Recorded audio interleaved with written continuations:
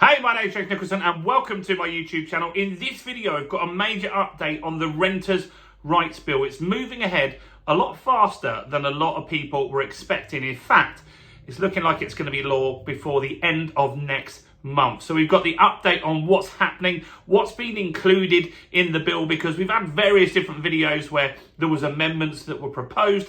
Did some of those stay? Did some of those get kicked out? We'll give you all the updates on that in this video, and we're going to give you the key dates so you know exactly what to keep an eye on. And is this going to be something that you need to worry about immediately, or have you got a little bit of breathing room? If you're new around here and you haven't done already, do make sure you subscribe to the channel over there and hit that bell notification. We're on the way to 44,000 subscribers, which is great. You'll get all the latest updates on the Renters' Rights Bill, on the Leasehold Reform Act, on mortgage rates, interest rates, house prices, property investing, and much, much more.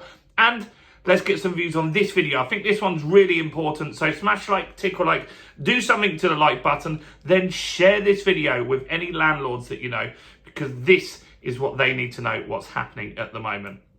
So Renters' Rights Bill. This one's been moving through Parliament pretty quickly.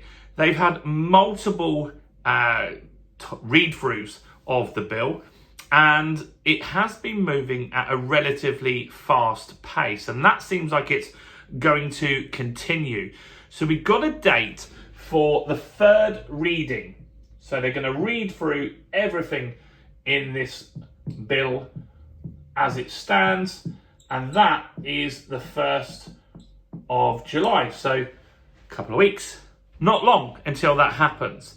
Now, what's expected to happen there is that it will basically get the sign off, and then it will go back and forward between the Commons and the Lords if there's any arguments on it. But if it doesn't, it's expected it will go for royal assent pretty quickly.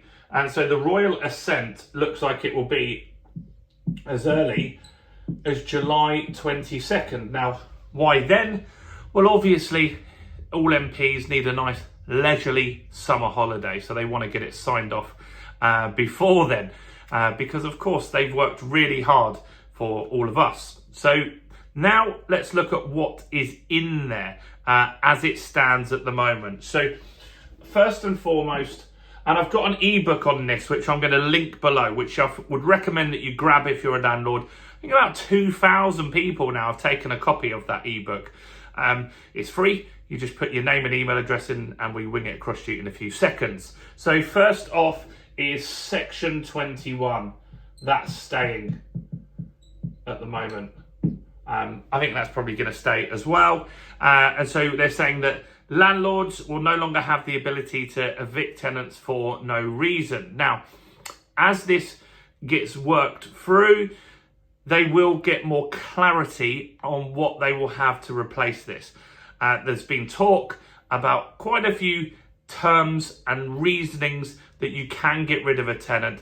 For example, if they're in arrears with rent and various other things, you can do, they're saying, some speedier evictions. You just won't be able to have no reason at all. And I think from the list, which was around 8 different things, which is in the ebook, you'll find something on that list. So you don't need to worry too much. I know a lot of landlords are terrified of this, but if someone doesn't pay your rent, they smash it up, or they're antisocial, you'll be able to get rid of them, right? And so that's the key thing that you want to hear. Here's something that some people don't like that's going to be included, and that's the periodic tenancies. And that is a little bit of a pain. So no fixed term tenancies. Right now, you have a tenancy that might be 6 months or 12 months. Those are the standard tenancies. Now they're looking at having a rolling tenancy which goes forever with no end date, and the tenant can give notice after a few weeks. That worries a lot of people. So what will happen is when this becomes law, the same as the Leasehold Reform Act, it doesn't mean it's going to be law on July 22nd and instantly this stuff happens. Then they'll work out, and some of these things will get pushed through quicker than others. So with an example, the Leasehold Reform Act, when that became law, got royal assent, a lot of it still isn't active. You can't for example, extend your lease without marriage value. You can't extend your lease for 990 years. The only few things that they've got that have happened is that when you buy a property with a short lease, you don't have to wait 2 years in order to extend it right now. So that was pretty much, no one was contesting that anyway. So that one got ticked off. And so they'll work, as this becomes law, then they'll work through this list and then make these things active over a period of time. And that still could be years. For example, the Leasehold Reform Act doesn't look like much more is going to happen this year. Next is rent increases. So basically, you can only increase your rent once a year. I don't have a massive problem with that. I don't think that's a big problem. If the tenant leaves and you remarket it, it can go up at that stage. So that's important. And you've got to give them 2 months notice. So you're just going to have to get a little bit more organised to do that. You can have an estate agent that manages this for you, or a letting agent. I use letting agents and they sort all of that stuff out for me. I'm sure their software that they use, they all seem to have different softwares. I'm sure it could tell them, make sure you increase the rent 2 months before the end of the year. So that's important. No bidding wars. And so I haven't come across bidding wars really, but I'll tell you where you do get these is in Scotland. And so in Scotland, because they pushed out so many landlords, the landlord market has massively shrunk. You can get 200 people viewing one property. I'd imagine those landlords that are in London, they may come across this kind of stuff. And so they can get people to bid and increase the rent over what was advertised. So you're not going to be able to do that legally. I'm sure people will still flout that. And if someone came in with a higher offer and it wasn't a bidding war, I guess you could take that if someone was really focused on getting that property. So that's something to consider as well. In my areas, so I invest in Surrey, in Sussex, and in Yorkshire as well. Never had that sort of problem, but I'm sure you guys have, so tell me in the comments. Decent home standards. So I'm not too fussed about this. So the decent home standards basically are going to be introduced to the private sector. They will give us some guidelines on that. The reason I don't have a massive problem with that is all of my properties that I buy are dilapidated and we do a full back to brick refurb. So we don't have those sorts of problems, decent home standards, because everything's got new carpets, plastered kitchens. So they get it like a brand new home when they rent it from me. And so, but that does positively impact tenants, and that will be good. That will get rid of some rogue landlords and people that just aren't looking after the quality of their tenants' property. So decent home standards is going to be a good thing. Awabs law. Hopefully I pronounced that right, because I have said that wrong before and people weren't too pleased in the comments. Awab was, from what I recall, a young boy that unfortunately passed away due to black mould in a property. So a law was passed making sure that people deal with black mould very quickly, because if you breathe it in, it can be deadly, especially in children. And so this is going to be included in the Renters' Rights Bill to make it more solid and make sure people deal with mould.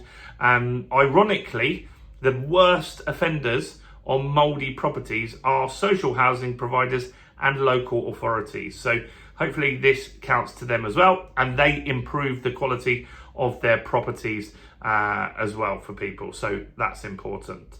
There's going to be an ombudsman. So if you've got I've spelled that wrong, haven't I? Missed out the M. Ombudsman. So yeah, if you've got a dispute with the property, you can go somewhere. That's for tenants and for landlords. That's good as well. And so that will be a positive thing. There's going to be a landlord database. And so the landlord database will allow people to track quality landlords, see if they've had court cases against them. That also means that local authorities, housing associations, when they go into a contract with a landlord, they'll be able to see the quality of that landlord. And so that's a benefit if you're a good landlord, because the bad landlords won't look so great on this database. So potentially if, look, there's a shortage of certain properties and a council's looking to take some on, if they're considering yours or someone else's, it might give you an advantage as well. I'm not sure if tenants will get access to that database or not. I don't know how that would work with GDPR. Some of you have said in the comments there should be a tenants database. That definitely won't be allowed with GDPR, but I think it should be fair. Like if you get a bad tenant, they should be able to be blacklisted, and that would stop some tenants being a bad tenant. That would regulate it as well. You can't have bans on people, discrimination bans. So what we mean by that is you can't say to people, you can't come in if you've got benefits, you can't come in if you've got pets, you can't come in if you're disabled.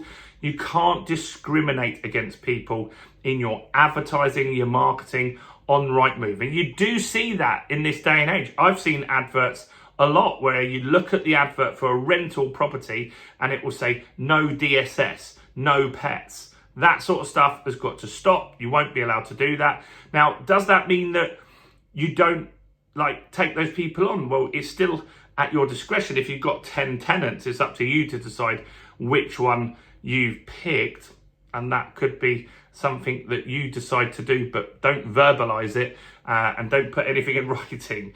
And the last one is pets. Pets, I know, worries a lot of you. I've got properties with pets. I don't have a problem with it. Myself, I think it keeps the tenant there significantly longer. It makes it more their home, but you've got to make sure they have the right type of pet. Can't have one of these huge massive dogs in a studio flat. Obviously that wouldn't be fair on the dog and wouldn't make sense. Also, if there's a problem with your lease and you've got a leasehold property that says no pets, then they won't be allowed to have a pet. That still would stand if it's in the lease. And so look, this hasn't changed much over the last few weeks, but it does give us a bit more clarity on what's been included going forward into the third reading. It's 99% sure that nothing will change now in this reading, and this will pass on July 1st and then go to Royal Assent on July 2nd, and that will move forward from there. Let me know what you think in the comments below. Has this moved quicker than you were expecting? I'd like to know that. In my opinion, this has moved really fast. And do make sure you grab the free ebook in the comments below. Do smash like, do subscribe, do check out all the other content as well on the channel, including this video right here.